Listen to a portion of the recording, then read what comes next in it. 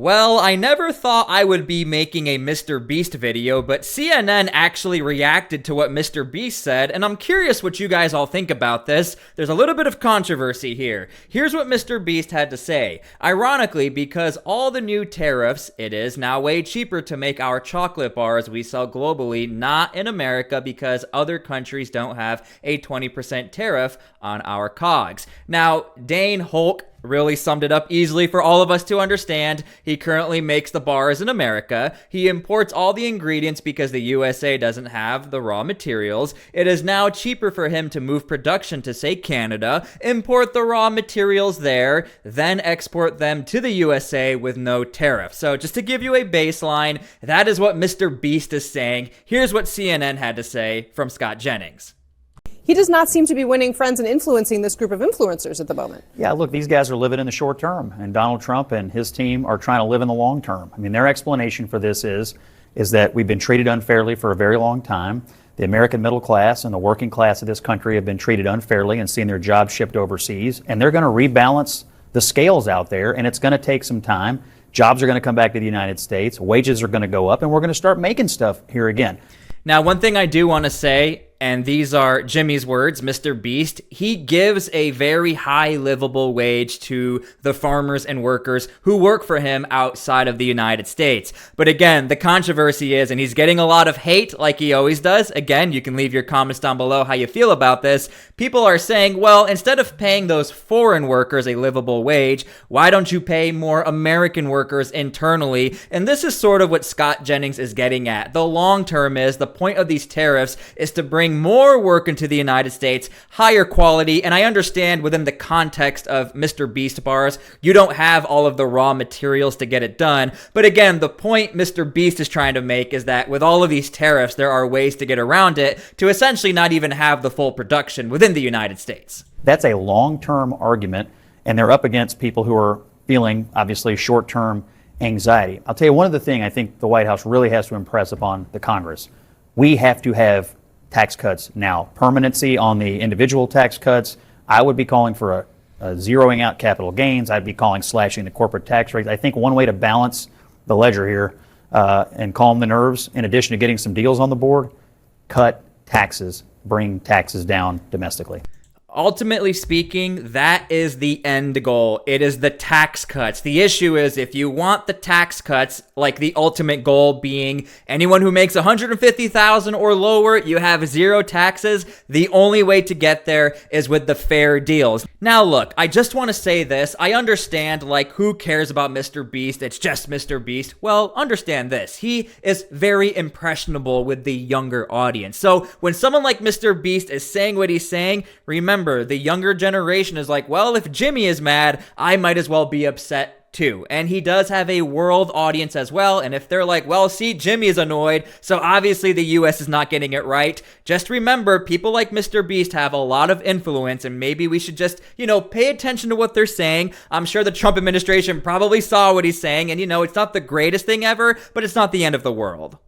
I believe that China will be forced very soon to come to the table for the simple reason that China's economy is completely dependent on its exports to the United States and to the West.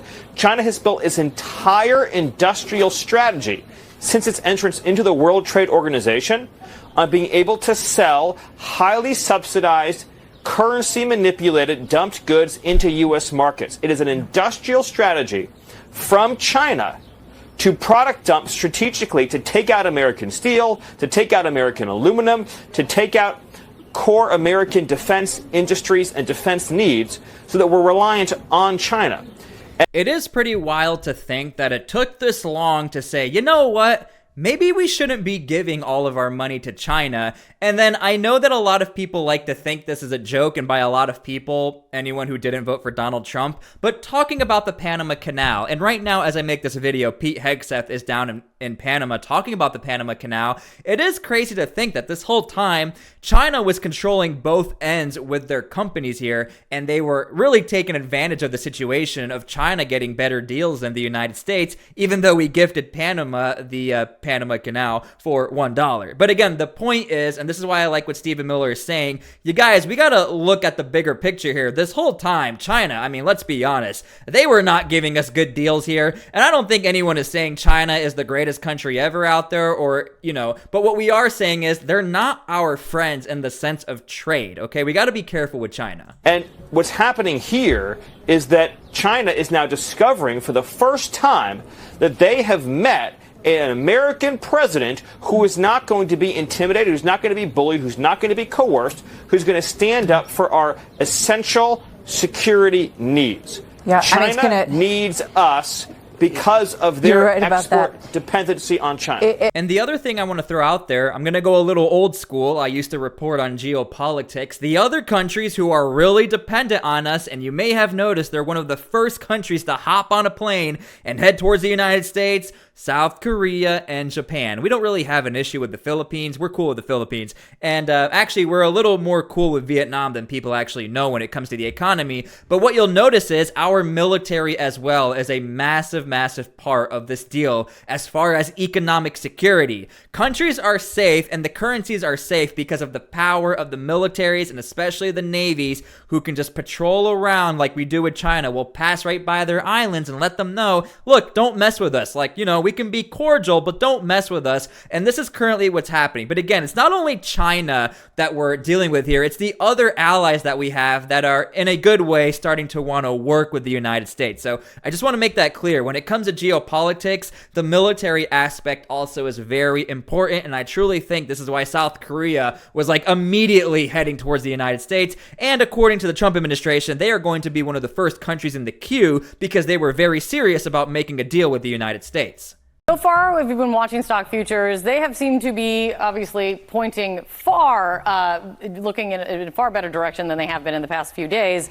And also just feeling a better mood this morning. What is driving the mood? CNN's Matt Egan has all of the answers for us as we're going to watch it open up in a second. What is lifting? Now, to give you guys some context, the day actually opened up rather decent or well, still lower. And as I make this video, the stock market did end lower than it did on Monday. So look, if you're a Republican cheering this, you have to remember, we don't know exactly what's going to happen until we get a deal with China. All eyes are on China, and that is why Donald Trump is pushing the ante and putting a 108% tariff on the automobile industry as far as China is concerned. But again, the reason why I want to play this clip for you is because it's so hilarious how CNN the day before was creating the biggest disaster ever, and then they had to open the day by saying, oh, just so you know, like, it's actually not that bad, and economically speaking, it's still not even that bad. Lifting the mood, at least as we've been seeing in futures this morning. Well, Kate, clearly some of the fear that had just been rocking financial markets around the world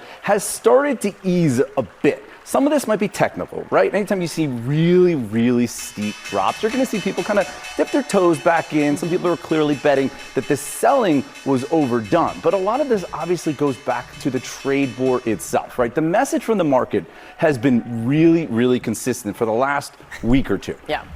Investors are freaking out that if the president spikes tariffs to the highest level in more than a century, that could really hurt the economy. And I'm sorry, there's nothing more hilarious than when the day before CNN said we're going to be in some big trouble, and the next day everything is literally in the green. Again, I know it's lower now, but it's still hilarious. And just so you know, this is what's happening. There's a few, I don't want to say rumors, but what people think is happening is, again, we went to a low and a ton of people bought in because it's low, tried to make some quick money, and then sold. Almost like a rug pull, if you will. Or people are just testing the waters, waiting to see what the EU is going to do, waiting to see what the rest of the world is going to do. Again, but it does look promising, but we're still waiting for China. And we're seeing U.S. markets open, look at this, 3.5% higher for the Dow, S&P 500. So this is a surge here for U.S. markets at the opening bell. And I think that investors, so they're worried that tariffs will be bad for the economy. And any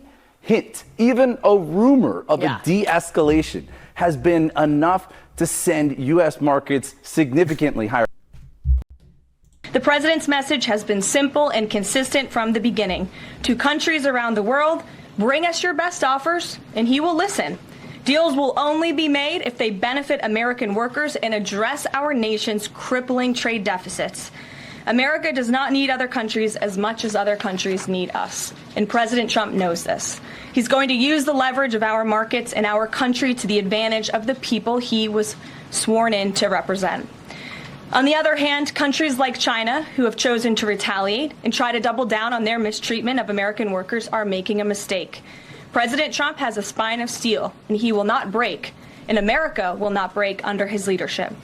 He is guided by a firm belief that America must be able to produce essential goods for our own people and export them to the rest of the world. I think a lot of people are also a little surprised that we don't have Democrats really getting on board and saying, you know what, look, these other tariffs, they're not great, but as far as China, China's our enemy, so let's actually work together here. And you have all probably seen the clips of Nancy Pelosi, Bernie Sanders, Chuck Schumer, President Obama, and countless other Democrats who are A-okay with tariffing China, but now it's like the silence is deafening. I almost cannot find any Democrats who are not saying that the tariffs on China, who cares about China, dude? They're already treating their workers like crap, but why not, work with Donald Trump and Republicans? I've seen some theories that Democrats, this might be their way to get in with the Republicans and make some deals and some cross negotiation. But again, it's a little shocking and a little disappointing that they're all about the American workers and the federal workers, but why are they not saying, you know what? I would be cool as a Republican if they said, we don't like China, we're going to tariff China, but everybody else, we got to work with them, or we don't like those tariffs. I think you know what I'm saying. And it is a little bit disappointing that Democrats, come on, get on board with something here for the United States.